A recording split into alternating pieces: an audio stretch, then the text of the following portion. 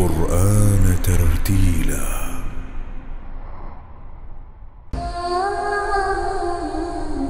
ورتل القرآن ترتيلا. أعوذ بالله من الشيطان الرجيم. وإذ قال إبراهيم رب أرني كيف تحيي الموتى قال أولم تؤمن قال بلى ولكن ليطمئن قلبي قال فخذ 4 من الطير فصرهن إليك ثم اجعل على كل جبل منهن جزءا ثم ادعهن ياتينك سعيا واعلم أن الله عزيز حكيم. مثل الذين ينفقون أموالهم في سبيل الله كمثل حبة أنبتت 7 سنابل في كل سنبلة 100 حبة والله يضاعف لمن يشاء والله واسع عليم. الذين ينفقون أموالهم في سبيل الله ثم لا يتبعون ما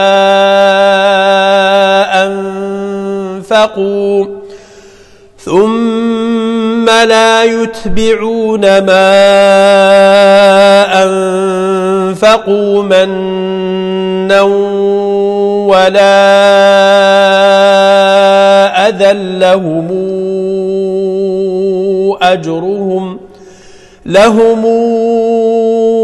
أجرهم عند ربهم ولا خوف عليهم ولا هم يحزنون. قول معروف ومغفرة خير من صدقة قول معروف ومغفرة خير من صدقة يتبعها أذى والله غني حليم. يا أيها الذين آمنوا لا تبطلوا صدقاتكم بالمن والأذى كالذي ينفق ماله رئاء الناس ولا يؤمن بالله واليوم الآخر فمثله كمثل صفوان عليه تراب فأصابه وابل فتركه صلدا لا يقدرون على شيء مما كسبوا والله لا يهدي القوم الكافرين. صدق الله العظيم. ورتل القرآن ترتيلا ورتل القرآن ترتيلا. الله لا إله إلا هو له الأسماء الحسنى. Assalamu alaikum, alhamdulillah. Aujourd'hui nous allons encore à la rencontre du divin, à la rencontre du nom d'Allah, Al-Wahhab. Al-Wahhab, qui vient de la racine wahaba en arabe, signifie offrir quelque chose par amour. mais pas uniquement. C'est offrir quelque chose par amour sans rien attendre en retour. Subhanallah. Donc Al-Hiba, ce que donne Al-Wahhab, est vraiment quelque chose qui est une marque d'amour très forte. Parce que je vais chercher ce que la personne aime le plus. Et je vais lui faire ce cadeau parce que j'ai envie de le faire par amour et que j'aime donner cette chose-là à cette personne qui compte pour moi. Et en plus, il n'y a aucun intérêt, aucune rétribution, rien que j'attends en retour, je veux juste faire plaisir. Je veux juste donner par amour. Et ça, c'est Al-Wahhab subhanahu wa ta'ala, qui est là à nous offrir des choses en continu, par amour, sans rien attendre de nous en retour. Mais Al-Wahhab ne s'arrête pas uniquement là. Al-Wahhab est également celui qui ne nous donne que des choses que nous ne pouvons pas atteindre par nous-mêmes. Et il y a là une grande différence entre Al-Wahhab et Ar-Razzaq par exemple. Parce que Ar-Razzaq est celui qui nous donne notre rizq. Mais notre rizq, notre subsistance, nous savons comment l'obtenir. Il faut travailler, il faut suer, il faut se retrousser les manches pour gagner notre rizq que Ar-Razzaq nous a prescrit et qu'il nous a donné sur cette terre. Mais la grosse différence entre Al-Razzaq et Al-Wahhab, c'est que Al-Wahhab vous donne des choses que matériellement, techniquement, rationnellement, vous ne pouvez jamais obtenir. Donc Al-Wahhab va me donner quelque chose que je veux sincèrement, mais pour laquelle je n'ai aucun moyen d'arriver. Et c'est là que ce nom est magnifique, parce qu'il est invoqué à multiples reprises dans le Coran, toujours lorsque les croyants et les croyantes sont dans une situation où ils ont vraiment besoin d'Allah subhanahu wa ta'ala, presque pour un miracle, ou quelque chose que seul lui peut maîtriser, et qu'ils se rendent compte qu'ils ont besoin de Al-Wahhab, parce qu'ils veulent que Al-Wahhab leur donne cette chose par amour, cette chose qui leur tient tant à cœur et cette chose qu'ils n'ont aucun moyen d'obtenir sans lui subhanahu wa ta'ala. Je vous donne quelques exemples. Al-Wahhab est celui qui est invoqué par Ibrahim alayhi salam, par Zakaria alayhi salam, par Maryam alayhi salam pour avoir des enfants. Mais pourquoi particulièrement Al-Wahhab dans leur situation? Parce que techniquement, ils ne peuvent pas avoir d'enfants. Sayyidina Ibrahim est très vieux. Sayyidina Zakaria, son épouse est stérile. Maryam alayhi salam n'a pas de mari. Et donc ces trois-là ne peuvent techniquement pas avoir d'enfants. Subhanallah. Et donc c'est pour cette raison qu'ils vont invoquer Al-Wahhab. Parce que le fait d'avoir un enfant leur tient à cœur. C'est la chose qu'ils aiment le plus. C'est quelque chose qu'ils veulent énormément. Et donc ils invoquent Al-Wahhab pour qu'il leur donne par amour, sans rien attendre en retour, cette chose qu'eux-mêmes sont incapables d'obtenir avec leurs efforts et leurs moyens rationnels. Et c'est pour cette raison que Sayyidina Ibrahim, lorsqu'il remercie Allah, il dit « Alhamdulillahi alladhi wahaba li ala al-kibri Ismaïla wa Ishaq. Inna rabbi la sami'u du'a. » Il dit Alhamdulillahi alladhi wahaba li. Al-Hiba, c'est vraiment ce don de Al-Wahhab qui lui a donné alors qu'il était vieux, qu'il ne pouvait plus avoir d'enfants, Ismaïl et Ishaq. Subhanallah. Et Allah subhanahu wa ta'ala utilise cet exemple-là dans d'autres choses, comme Sayyidina Sulaiman. Sayyidina Sulaiman a cette envie très importante d'avoir un royaume qui dépasse tout entendement. Pourquoi? Pour œuvrer dans la voie d'Allah subhanahu wa ta'ala. Pour montrer à Allah subhanahu wa ta'ala qu'il va user de chaque moyen qu'il lui a donné, chaque bienfait qu'il lui a donné, chaque compétence, chaque miracle qu'il va lui donner pour le satisfaire, pour lui plaire, pour œuvrer dans sa voie subhanahu wa ta'ala. Et donc lorsqu'il fait ce dua, qu'est-ce qu'il dit? قال رب اغفر لي وهب لي ملكا لا ينبغي لأحد من بعدي إنك أنت الوهاب.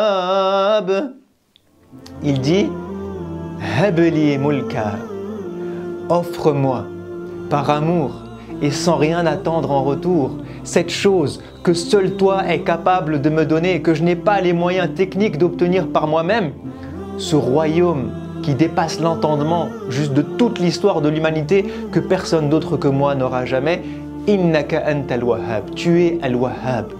Subhanallah. Le nom al-wahhab est utilisé par exemple lorsqu'on parle du bonheur et de la guidance de nos familles. Dans Sourate Al-Furqan, Ibad al-Rahman font ce dua qui est هب لنا من أزواجنا وذرياتنا قرة أعين وجعلنا للمتقين إماما. Pourquoi est-ce qu'ils font ce dua? Parce que constituer une famille, techniquement on sait comment faire. Il faut se marier. Pour avoir des enfants, techniquement on sait comment faire. Mais le problème, c'est que oui, nous savons comment faire pour constituer cette famille. Mais comment faire pour qu'il y ait le bonheur dans le cœur de chacun et de chacune? Comment faire pour que cette famille soit toujours joyeuse, qu'elle soit la prunelle de mes yeux, qu'elle soit une joie et un bonheur chaque jour que Allah fait? Comment faire pour que cette famille soit guidée et fasse partie des pieux? Eh bien ça, c'est entre les mains de Al-Wahhab. Personne ne sait ou n'a le moyen de travailler sur le cœur des uns et des autres. Celui qui nous donne la guidance, c'est Al-Wahhab subhanahu wa ta'ala. Personne n'a les accès à cette guidance-là sauf lui. C'est pour ça qu'il est invoqué par Ibad al-Rahman. Et une des plus belles choses que Al-Wahhab nous offre, c'est Ar-Rahma, subhanallah. À plusieurs reprises dans le Coran, il est dit Hab lana min ladunka rahma. Subhanallah. Les gens de Al-Kahf parlent de la Rahma. Dans Surat Maryam, on parle de cette Rahma. Dans Surat Ali Imran, lorsqu'ils disent La tuzigh qulubana ba'da idh hadaytana wa hab lana min ladunka rahma innaka antal wahhab. Subhanallah. Un des plus beaux cadeaux qu'on peut demander à Al-Wahhab, c'est Ar-Rahma, sa miséricorde, son amour. On demande à celui qui donne par amour de nous donner juste son amour. Subhanallah. Regardez comment c'est beau. Al-Wahhab est celui qui donne par amour sans rien attendre en retour. Et le plus beau des cadeaux que tu peux nous donner par amour, Ya Allah, c'est ton amour. Subhanallah. Alors comment vivre ce nom de Al-Wahhab? C'est facile. Je vous ai donné pas mal d'exemples juste avant. La meilleure manière de vivre ce nom de Al-Wahhab, c'est l'invocation. C'est de lui dire Ya Wahhab, donne-moi cette chose. Par amour. Cette chose qui tient tant à mon cœur. Réfléchissez, quelles sont les choses qui sont les plus importantes à votre cœur? Est-ce que c'est la guidance? Est-ce que c'est le paradis? Est-ce que c'est la miséricorde? Est-ce que c'est le fait d'avoir des enfants? Est-ce que c'est un projet qui vous tient à cœur et que vous voulez absolument réussir? Quelle est cette chose qui alimente votre cœur en continu et qui est inaccessible pour vous? Vous ne savez même plus comment faire, mais que Al-Wahhab peut vous donner par amour sans rien attendre en retour. Demandez-lui cette chose-là. Dites-lui « Innaka antal wahhab » comme tous ces prophètes et tous ces pieux prédécesseurs l'ont fait. Et le deuxième conseil que je me donne et que je donne à chacun d'entre nous, c'est de nous inspirer de Al-Wahhab pour être avec les gens qui nous entourent. Al-Wahhab est celui qui offre par amour sans rien attendre en retour. Et pourquoi est-ce que nous on ne fait pas la même chose avec nos proches? Pourquoi est-ce que les gens qu'on aime, on ne leur dit pas « je t'aime » ? Pourquoi est-ce que les gens qu'on aime, on ne leur offre pas ce qu'ils aiment? Pourquoi est-ce que les gens qu'on aime, on ne leur offre pas quelque chose sans rien attendre en retour? En disant « je n'attends rien en retour, je te donne ça par amour, parce que je t'aime, parce que je veux te faire plaisir ». Et subhanallah, le messager de Dieu sallallahu alayhi wa sallam nous le dit, lorsque vous aimez quelqu'un, dites-lui.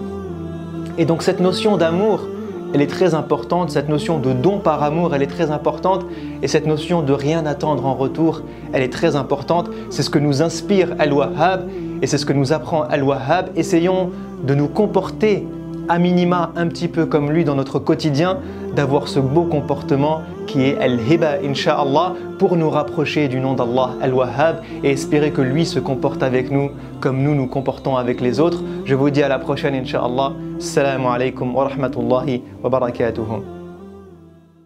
الله لا إله إلا هو له الأسماء الحسنى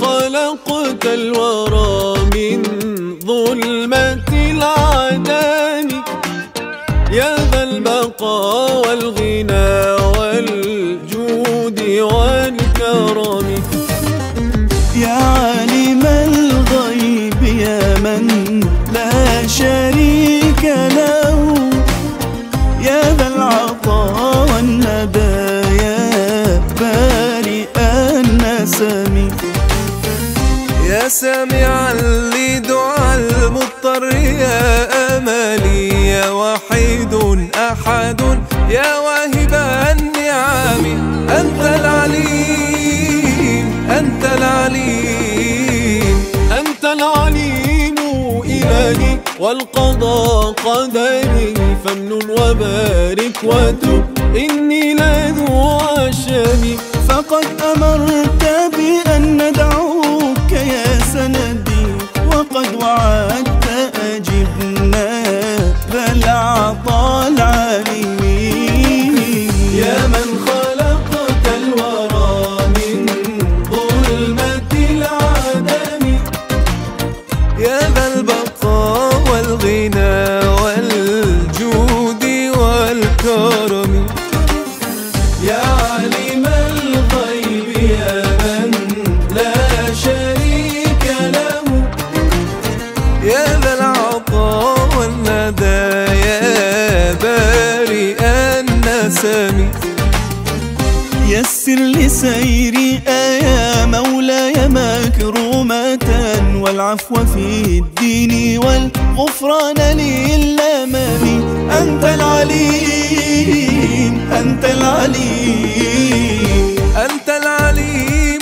إلهي والقضاء قدري فامنن وبارك وتب إني لذو عشم أدعوك بالذات والأسماء يجمعها كذا الصفات وما في اللوح والقلم ثم الصلاة على المختار سيدنا محمد خير خلق الله كلهم والآل والصحب ما غنت مطوقة أو ما حدا سائق الركبان بالنغم أو ما حدا سائق الركبان بالنغم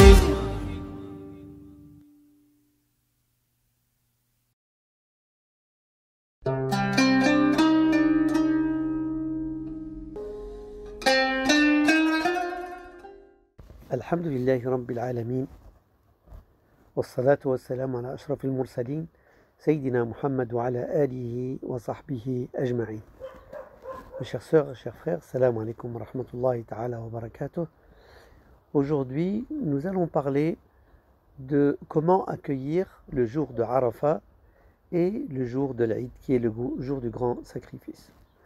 Allah subhanahu wa ta'ala a donné une préférence ou une prévalence pour des lieux sur d'autres lieux et pour des jours, des moments de l'année sur d'autres moments.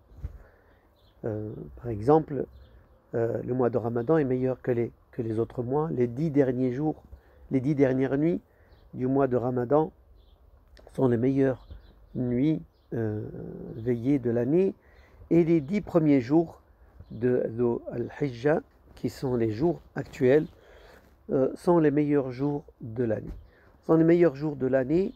Allah subhanahu wa ta'ala leur a donné un grand bienfait et un moment de rapprochement, de proximité avec Allah subhanahu wa ta'ala, de pardon et jour de gratitude, où il est conseillé, recommandé à la musulmane et aux musulmans de clamer la grandeur d'Allah, de glorifier Allah subhanahu wa ta'ala,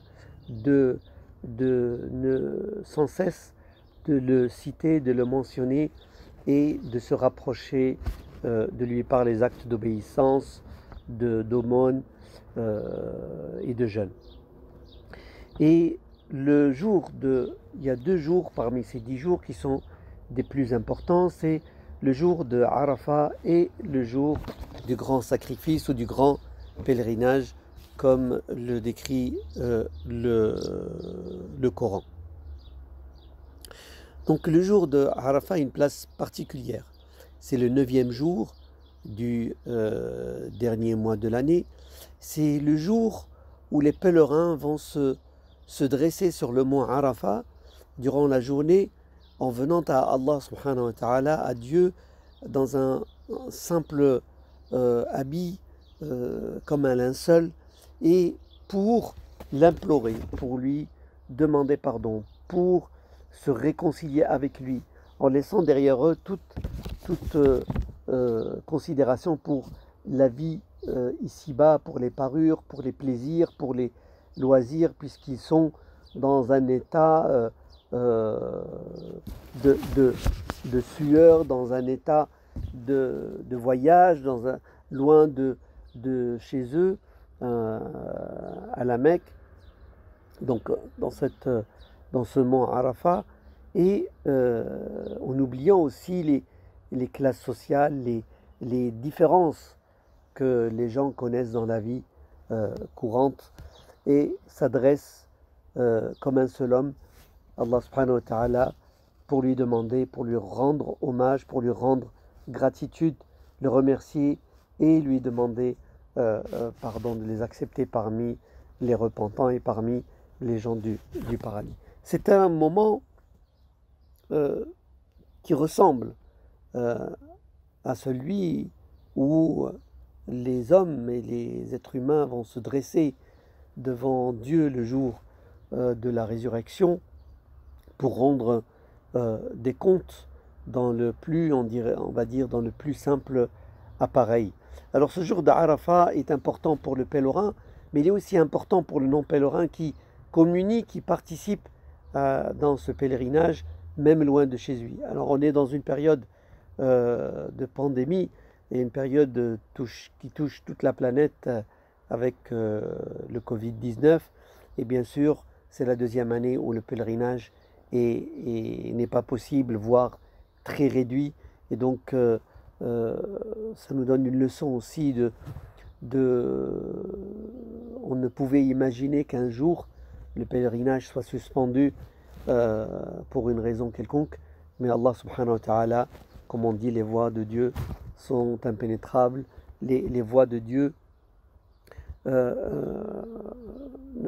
sont au-delà de notre imagination, et par un simple petit virus on peut bloquer toute la vie entière, et l'être humain se rend compte de cette fragilité, de cette vulnérabilité, malgré l'apogée de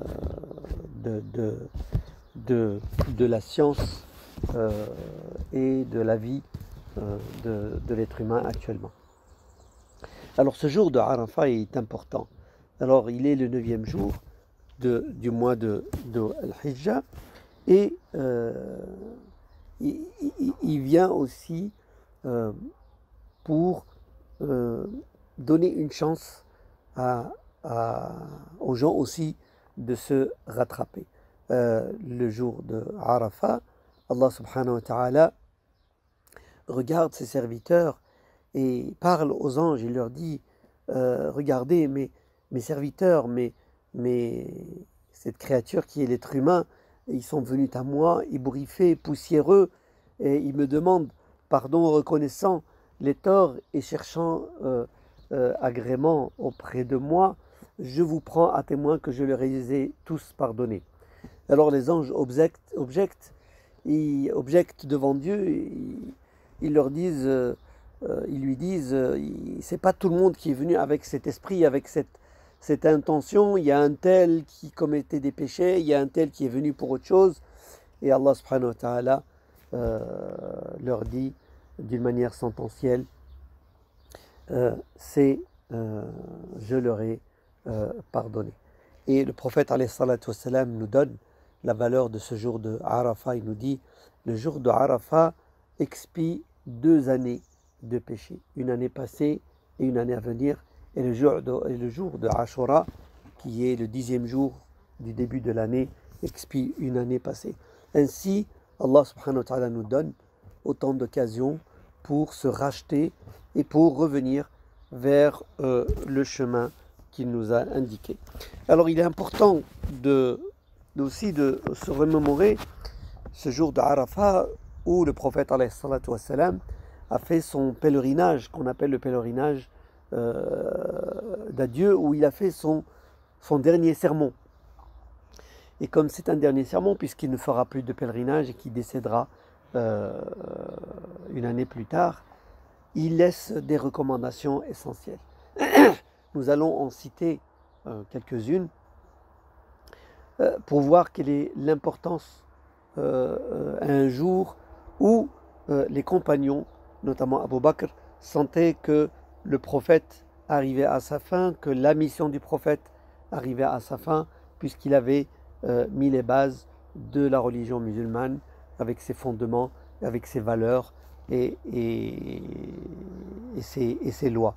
Et une des premières choses que le prophète alayhi salatu wassalam va citer, c'est de déclarer la fraternité humaine, la fraternité entre les gens, et de combattre toute forme de racisme et de discrimination en disant cette parole: il n'y a pas de prévalence d'un arabe sur un non-arabe, ni d'un non-arabe sur un arabe, ni d'un blanc sur un noir, ni d'un noir sur un blanc, si ce n'est par la piété du cœur, si ce n'est par la reconnaissance du Créateur, si ce n'est par la gratitude et la sincérité qu'on porte dans le cœur envers Dieu et de son obéissance. Et il cite le verset où Allah subhanahu wa ta'ala dit: le plus noble d'entre vous est le plus pieux. Donc ça, c'est la première chose.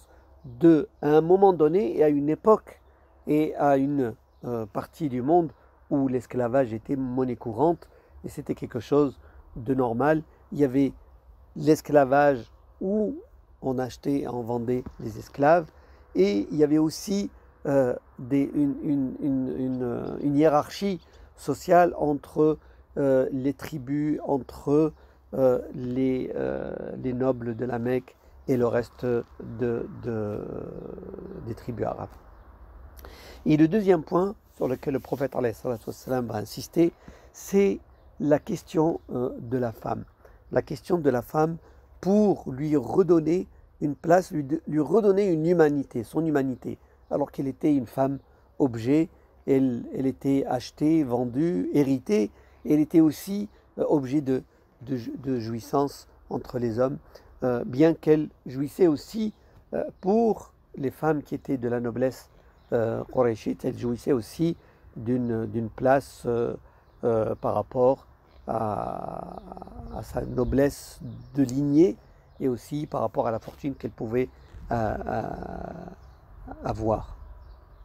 Mais le prophète alayhi salatu wassalam va insister sur le rapport qu'on devra avoir avec les femmes en disant Taqullaha fin nisa, craignez Allah envers vos femmes, elles sont des êtres vulnérables, fragiles auprès de vous, vous les avez épousées, vous en avez joui par la parole d'Allah, cette parole qu'on cite le jour du mariage, alors craignez Allah et soyez juste envers elles et soyez égalitaires envers elles, envers vos enfants et ainsi de suite. Et ces mots dits dans une époque pareille et dans un moment et dans des lieux et dans des traditions et coutumes où la femme était considérée à peu près moins que rien. Le troisième point sur lequel le prophète alayhi salatu wassalam va insister, c'est la question du droit humain, que chaque être humain a une intégrité physique, une intégrité morale qu'on ne doit pas outrepasser, et ce n'est pas une question de liberté. Liberté rime avec responsabilité, et notre liberté s'arrête où la liberté des autres commence. Le prophète alayhi salatu wassalam, il dit: Inna dima'akum wa amwalakum haramun ka hurmati yawmikum hada fi shahrikum hada fi baladikum hada. Donc il dit que vos sangs, votre honneur et votre personne et vos familles sont sacrés pour les autres. On ne doit pas y toucher, on ne doit pas verser le sang, on ne doit pas toucher à l'honneur ni au bien des autres qui sont leur propriété, comme la sacralité de ce jour qui est le jour de Arafat, comme la sacralité de ce mois qui est le mois du pèlerinage et comme la sacralité du lieu qui est les alentours de la Mecque. Donc 3 sacralités qui montrent que l'homme, l'être humain, on ne peut pas aller prendre sa vie, prendre ses biens comme ça impunément. Et le 4e point sur lequel je voulais parler, c'est que le prophète alayhi salatu wassalam, accomplissait sa mission, finissait sa mission et recommandait parce que tout est à faire, c'est-à-dire que gérer la vie des gens, les problématiques qui vont se poser dans le développement de la vie humaine de tout temps, de toute époque, eh bien le prophète nous dit, je vous ai laissé 2 choses que si vous vous en teniez, vous ne vous égarerez jamais, c'est le livre de Dieu et la sunna de son prophète, la tradition de son prophète Mohammed alayhi salatu wassalam, paix et salut sur lui, que vous y trouverez le chemin, vous y trouverez les réponses, vous y trouverez les ébauches de réponses, la philosophie et la direction à suivre pour résoudre les problèmes qui vont se poser à vous jusqu'à la fin des temps, puisque le prophète Mohammed alayhi salatu wassalam est le sceau des prophètes et le dernier des prophètes, et Dieu n'enverra plus de messagers. Donc ça c'est pour le jour de Arafat. Le 2e jour qui est une importance principale, c'est le jour du grand pèlerinage, le jour du sacrifice Eid al-Adha. C'est un jour important, c'est une fête pour les musulmans, c'est la 2e grande fête des musulmans, on l'appelle la grande fête, elle dure 3 jours, et cette fête est vécue habituellement dans la joie, dans les relations, la réconciliation des familles, dans le regroupement des familles, dans le partage, et bien sûr avec cette pandémie, elle est vécue avec des restrictions, avec des difficultés, des contraintes particulières, et on recommande toujours de respecter ces règles sanitaires aussi bien règles sanitaires concernant la pandémie, puisque les gens vont se mélanger encore plus au niveau de la prière, au niveau du sacrifice, mais aussi les règles d'hygiène, de propreté et de bienveillance envers l'animal. Et tout cela est quelque chose recommandé par notre religion, par le prophète Mohammed alayhi salatu wassalam. Ce jour de fête est un jour important. Et les fêtes musulmanes ne sont pas le moyen ou l'occasion de se lâcher, de se relâcher et de faire des péchés et de s'éloigner de Dieu. Au contraire, ce sont des moments de gratitude, de reconnaissance, de prière et d'adoration. Et c'est pour cela que les prières, que les fêtes, que c'est aussi bien la fête de Eid al-Fitr que Eid al-Adha, commencent par la prière, commencent dès le lever du jour par citer et clamer la grandeur d'Allah en disant Allahu Akbar, Allahu Akbar, Allahu Akbar wa lillahi alhamd. Dieu est grand et à lui les louanges s'adressent les louanges. En citant tout cela après chaque prière durant les 3 jours de Eid al-Adha. Et ça, c'est quelque chose d'important et de renouer avec cette tradition. Et la prière est un moment important. Les musulmans se regroupent ensemble pour partager un moment de prière et d'écouter un prêche et un rappel sur le sens du sacrifice. En commémorant dans ce geste sacrificiel l'attitude de notre prophète Ibrahim, le père des prophètes alayhi salam, avec son fils Ismaïl. Et vous connaissez bien sûr tous l'histoire, je ne vais pas m'étaler dessus, mais c'est pour rappeler que la finalité que ce jour de l'Aïd a une finalité. Il a une finalité adorative, une finalité de reconnaître sa servitude et de l'accomplir pleinement, l'obéissance envers Dieu, envers ce qu'il a décrété. Aussi une gratitude, comme le dit dans le Coran, des bienfaits qu'il nous a donnés, d'animaux domestiques, hein, qui servent à notre nourriture. Et ça aussi, il faut avoir un regard envers cet animal, parce que s'il n'y avait que des animaux sauvages, s'il n'y avait que des animaux qu'on ne pouvait pas accéder, donc on n'aurait pas de l'aide à travers ce genre animal que Dieu a créé. Et ce jour de sacrifice est un jour d'adoration et de piété. Allah subhanahu wa ta'ala, comme pendant le mois de Ramadan, nous donne la finalité, l'objectif et l'adoration. L'objectif de ce jour de sacrifice, ce n'est pas de manger de la viande. La viande, nous la mangeons, nous la consommons tout au long de l'année. Ce n'est pas un moment aussi de gaspillage et de dépenses, mais c'est un moment solennel. C'est un grand rite et qu'il faut préserver. Ce n'est pas juste, si c'était une question d'achat de viande, les gens allaient acheter chez le boucher et ça serait fini. Mais elle a une finalité, cette finalité de soumission et de piété envers Allah subhanahu wa ta'ala. Et Dieu nous le dit dans le Coran, il nous dit finalement, écoutez ce verset, il dit La yanala Allah dima'uha wa la luhumuha walakin yanaluhu at-taqwa minkum. Ce n'est ni leur sang ni leur viande qui vont atteindre Allah subhanahu wa ta'ala, mais c'est plutôt la piété qui est dans votre cœur, le geste qui est accompli de piété, parce que quand on veut immoler la bête, on cite Dieu, c'est au nom de Dieu qu'on le fait, Bismillah, Wallahu Akbar.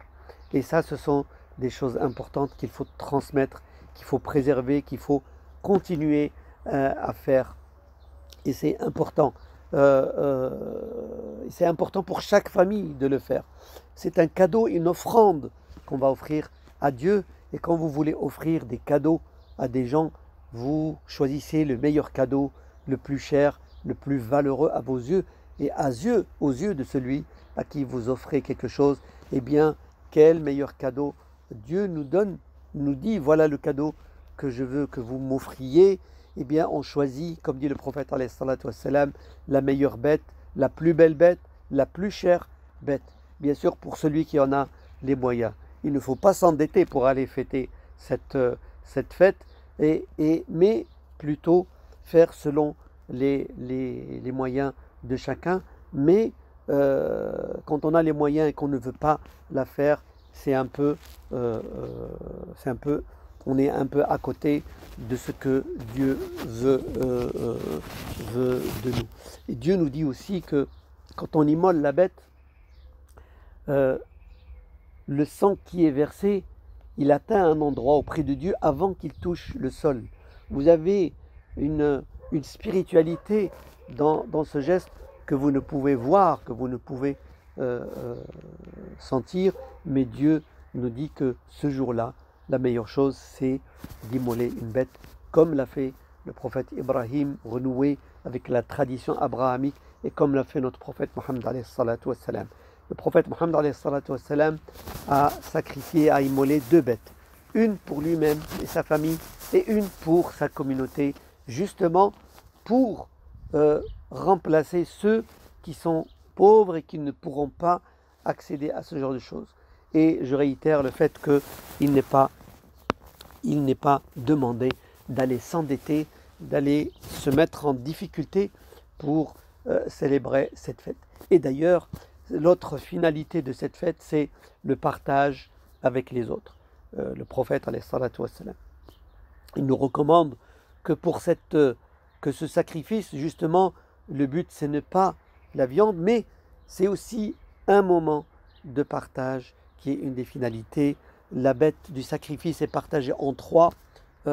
Une part pour sa consommation personnelle et sa famille, une part à offrir aux amis et à la famille et aux proches, et une part pour donner en aumône aux nécessiteux et à ceux justement qui ne peuvent pas s'offrir la bête parce que ça coûte cher, parce qu'il y a des considérations.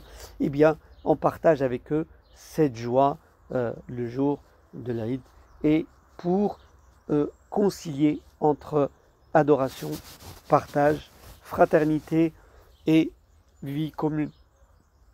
Et ce don, cette offrande et ce cadeau n'est pas seulement réservé qu'aux musulmans, vous pouvez donner à vos voisins, qu'ils soient musulmans ou non musulmans.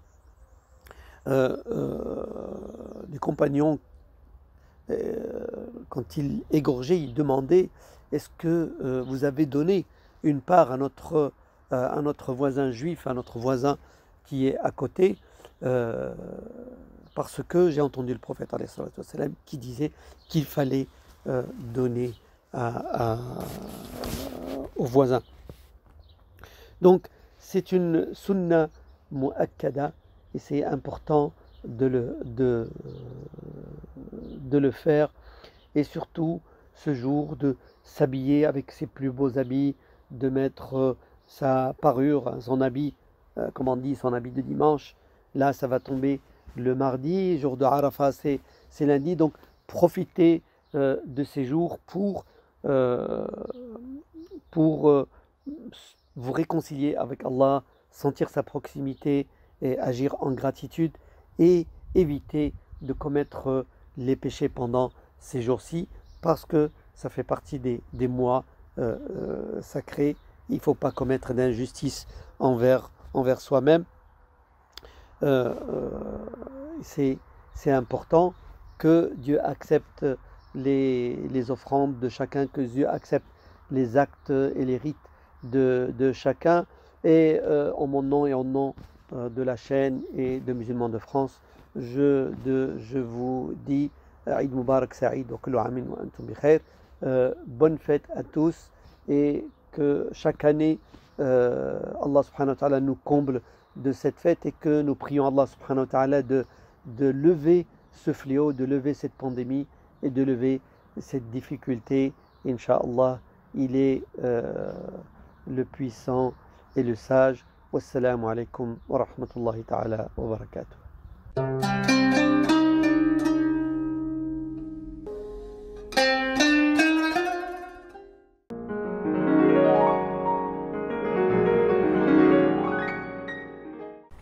Assalamu alaikum wa rahmatullah.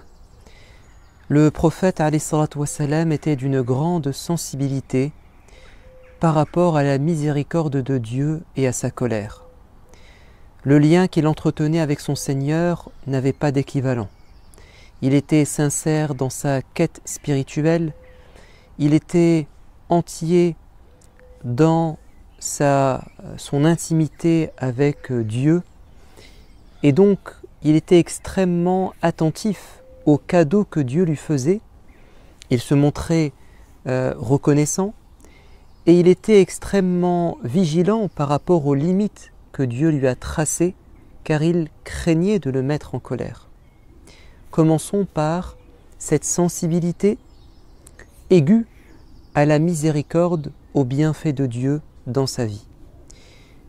Allah n'a cessé de lui répéter dans le Coran qu'il l'aimait, qu'il avait beaucoup de valeur à ses yeux, qu'il lui avait enseigné énormément de choses qui le rendaient supérieur à toutes ses créatures. وَعَلَّمَكَ مَا لَمْ تَكُنْ تَعْلَمْ وَكَانَ فَضْلُ اللَّهِ عَلَيْكَ عَظِيمًا. Dieu t'a enseigné ce que tu ne savais pas par la révélation, et sa grâce, ses bienfaits sur toi sont immenses. Cela le poussait à passer des nuits entières à prier son Seigneur, non pas parce qu'il avait peur de l'enfer, mais parce qu'il voulait remercier Dieu pour les cadeaux qu'il avait reçus sur terre et pour ceux qui l'attendaient dans l'au-delà. Aïcha radiyallahu anha, son épouse fidèle, étonnée de le voir debout, les pieds enflés, a prié son Seigneur, lui posait la question « Mais pourquoi tant de souffrance alors que le paradis t'est garanti, alors que Dieu t'a pardonné tes péchés ?» Et lui de répondre « Mais justement, ne serais-je pas un serviteur reconnaissant ? Si je suis un fervent adorateur, si je m'efforce à faire autant de bien et autant d'adoration, c'est justement parce que j'ai pris conscience et je réalise à quel point Dieu a été bon envers moi et je me dois d'être dans la gratitude. » Également, le prophète bien-aimé, alayhi salatu wassalam, alors qu'il était un jour de passage chez Abu Ayyub al-Ansari, et en réalité, ce qui l'avait poussé à se rendre chez ce compagnon, c'est la faim qui le tiraillait depuis plusieurs jours. Et ces deux compagnons, Abu Bakr et Omar, étaient dans le même cas que lui. Et ils vont tenter de trouver de la nourriture auprès de leur ami Abu Ayyub al-Ansari. Alors ils ont été chaleureusement accueillis, honorés.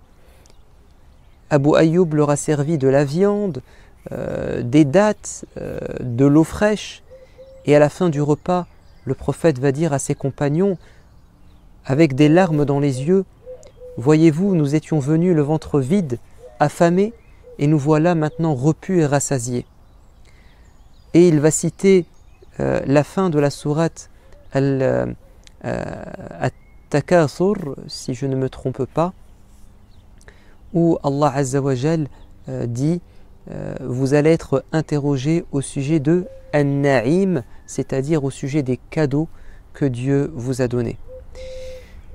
Le prophète bien-aimé voulait aussi nous faire prendre conscience de ces immenses dons que Dieu nous fait au quotidien.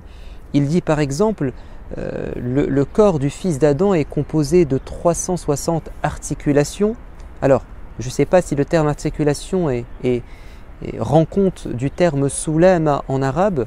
En tout cas, il s'agit de ces jonctions des os, de ces endroits qui nous permettent de bouger, si vous voulez, nos membres. Donc les articulations, c'est comme ça qu'on dirait aujourd'hui. Nous sommes donc composés de 360 articulations et nous devons, dit le prophète, chaque matin faire un don, une sadaqa pour chacune de nos articulations. Le public qui était là, qui entendait cette consigne, a dit « Prophète, mais qui peut faire ça? On n'a peut-être pas assez d'argent et qui va trouver 360 pauvres pour les aider ?» Et lui de répondre « Mais non, ne réduisez pas le concept et la notion de don et de sadaqa à son aspect uniquement financier. Oui, faire charité de manière financière, c'est une sadaqa, mais la sadaqa est beaucoup plus large. En réalité, le don, c'est aussi de rendre un service, dit-il, aider une personne à traverser le chemin, voire même un don à la société, un acte de citoyenneté écologique, un don aussi pour la nature. Ramasser quelque chose par terre est une sadaqa, dit le prophète. Mais aussi un don spirituel. Le zikr, dire subhanallah, alhamdulillah, Allahu akbar, c'est aussi une forme de don. Et faire aussi la prière, notamment ad-duha, c'est une forme aussi de don. Voyez comment le prophète nous amène à réfléchir, à méditer sur les bienfaits des articulations quand on se lève le matin et que nous pouvons bouger nos doigts, nos bras, nos jambes, notre tête. Donc on a énormément d'articulations. Imaginez-vous ceux qui souffrent d'arthrose, ceux qui sont peut-être carrément handicapés, un handicap moteur. Eux ont pris conscience de ce bienfait. C'est à nous de véritablement réaliser cette vérité pour être dans la gratitude. Le prophète bien-aimé, alayhi salatu wassalam, dans la sourate Ad-Duha, a été interpellé par Dieu au sujet des cadeaux qu'il lui a fait. Alam yajidka yatiman fa'awa, est-ce que tu n'étais pas durant ton enfance orphelin et j'ai fait en sorte que des gens t'accueillent, te prennent en charge, ton grand-père, ton oncle, les gens t'ont aimé. Et ça, c'est évidemment Dieu qui a facilité cela, parce que il a mis sur son chemin des gens qui l'aiment et il l'a rendu adorable. Alam yajidka yatiman fa'awa wa wajadaka dallan fahada, et tu étais égaré et Dieu t'a guidé, le don de la guidance, il en a même fait un prophète. Et tu étais aussi a'ilan, sans argent, pauvre, fa'arna, et il t'a enrichi, alors grâce à sa famille qui l'a accueilli, mais aussi grâce à cette épouse Khadija qui était une riche commerçante. Et grâce à cette femme, il a pu vivre d'une manière digne.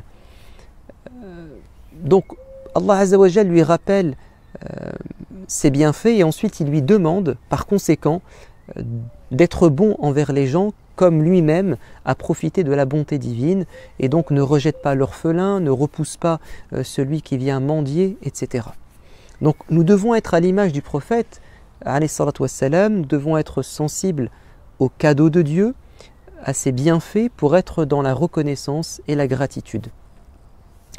Nous pouvons également parler de cette sensibilité à la colère divine, parce qu'elle peut s'abattre sur nous, et nous pouvons, par fragilité, par faiblesse, tomber dans des péchés et transgresser des limites. Et le messager de Dieu a été également accompagné par Dieu pour prendre des précautions dans sa vie et ne pas succomber à des tentations. Par exemple, Allah Azza wa Jal, dans 2 passages du Coran, au moins le met en garde contre cette tentation de brader sa religion, de délaisser ses principes pour essayer d'attirer les faveurs de certains puissants de la société ou de certaines religions. Et il lui dit dans la sourate 69, versets 44 à 47, et s'il s'était permis, s'il s'était permis de forger, d'inventer des propos et de nous les attribuer, c'est-à-dire finalement ce que prétendent beaucoup de gens, c'est que le Coran est l'invention du prophète, le faisant passer pour un charlatan, un imposteur. Donc Dieu dit, si il s'était permis de modifier, d'altérer, de changer ce Coran, alors nous l'aurions puni et personne n'aurait pu s'opposer à notre punition. Il dit également dans Surat al-Isra, donc la 17, versets 73 à 75,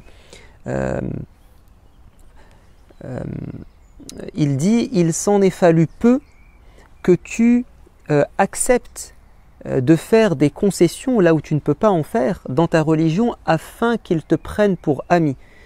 Ils auraient aimé que tu changes le Coran, la loi de Dieu, les préceptes de Dieu, afin qu'ils te prennent pour ami intime.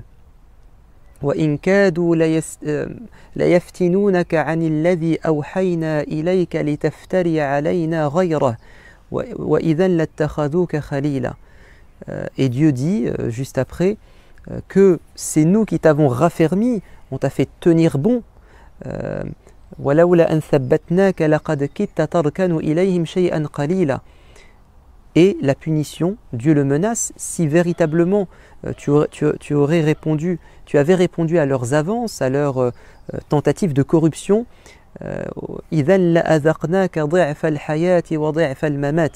t'aurait fait goûter un double châtiment de cette vie et de la mort, et là encore personne n'aurait pu te secourir.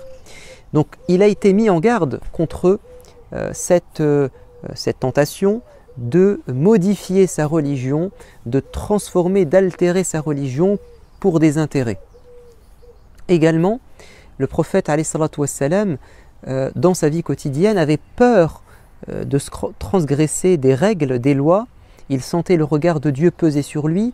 Un jour, il trouve une date par terre, il la prend et il dit à son petit-fils, on n'a pas le droit d'en manger. Nous, la famille du prophète, on ne peut pas manger de cette date parce qu'il y a un risque, il est possible que cette date soit en réalité adressée, destinée à un pauvre. Donc on appelle ça la zakat ou une sadaqa, et nous on n'y a pas droit.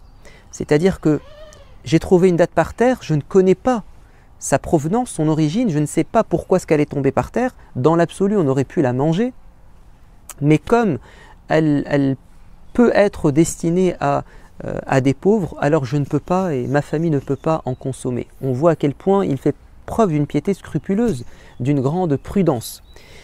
Également, le prophète sallam, après avoir terminé une prière, pas à son habitude, donc de manière surprenante, il quitte les rangs, rentre chez lui, puis va ressortir. Il a lu sur le visage de ses compagnons la stupeur, et il va leur dire « Je me suis souvenu que j'avais de l'argent que je devais remettre à des pauvres, et je n'ai pas voulu tarder avant de m'acquitter de cette obligation, de cette responsabilité. » Également, le prophète ﷺ demande à ses compagnons de ne pas lui rapporter des autres des choses qui vont faire qu'il va ressentir de la rancœur, avoir des doutes sur ses compagnons. Il dit « Ne me rapportez pas des choses mauvaises, ne parlez pas sur le dos de vos amis en ma compagnie, car je veux rencontrer mes compagnons avec un cœur sain. » Et il dit « Il m'arrive de m'asseoir et de demander pardon à Dieu plus de 70 ou plus de 100 fois. » On voit à quel point il veut être dans le droit chemin et ne pas être dans l'erreur. D'ailleurs, Aïcha nous dit que ce qui le mettait en colère, il ne se mettait pas en colère quand on s'attaquait à sa personne, mais quand on s'attaquait à sa religion, quand on transgressait la religion de Dieu. C'est ça qui le mettait hors de lui. Et il était soumis à la loi de Dieu autant que tout musulman ordinaire. Et il ne se sentait pas supérieur à la loi. Alors qu'il était le chef d'État et le garant de la Constitution, il aurait pu, en tant que dictateur, en tant que chef incontesté, en tant que gourou, il aurait pu se dire « Moi, je ne suis pas concerné par les lois que j'impose à ma communauté », mais pas du tout. Au contraire, il dit même « Si ma fille Fatima transgressait une loi, commettait une peine, c'est moi qui appliquerai la peine sur elle. » Voilà, donc il n'y a pas de faveur, il n'y a pas de préférence, personne n'est au-dessus de la loi, même lui, puisque quelques temps avant de décéder, il dira à ses compagnons « Si j'ai pu faire du mal à l'un d'entre vous, si j'ai pu commettre une injustice, alors je veux rendre des comptes aujourd'hui avant de rencontrer Dieu demain. » Également, le prophète alayhi salatu wassalam, disait « Si vous saviez ce que je sais, vous rireriez que très peu et pleureriez beaucoup. » Je suis au courant de ce qui peut attendre une personne qui fait le mal, et donc ça me met dans un état de tristesse, ça me crée du souci. D'ailleurs, il disait, vous voyez ces poils blancs, ces quelques poils blancs rares sur ma tête et mes cheveux, ils ont été causés par Hud et les sourates qui viennent après, ou qui lui ressemblent.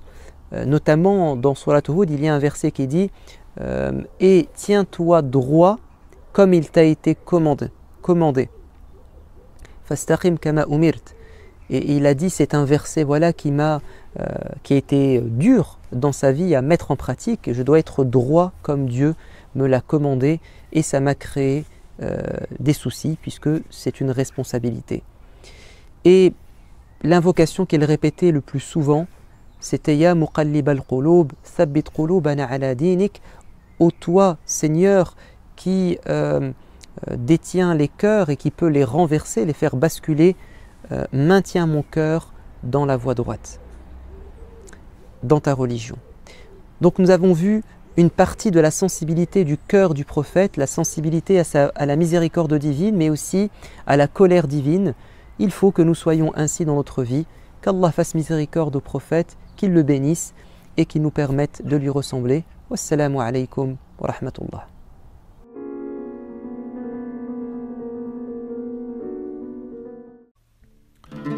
اللهم إني أسألك من الخير كله عاجله وآجله ما علمت منه وما لم أعلم اللهم إني أسألك من خير ما سألك به عبدك ونبيك وأعوذ بك من شر ما عاذ به عبدك ونبيك اللهم إني أسألك الجنة وما قرب إليها من قول أو عمل وأعوذ بك من النار وما قرب إليها من قول أو عمل وأسألك أن تجعل كل قضاء قضيته لي خيرا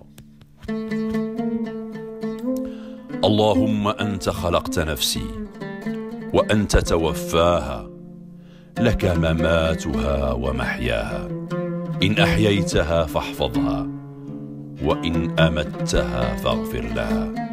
اللهم إني أسألك العافية.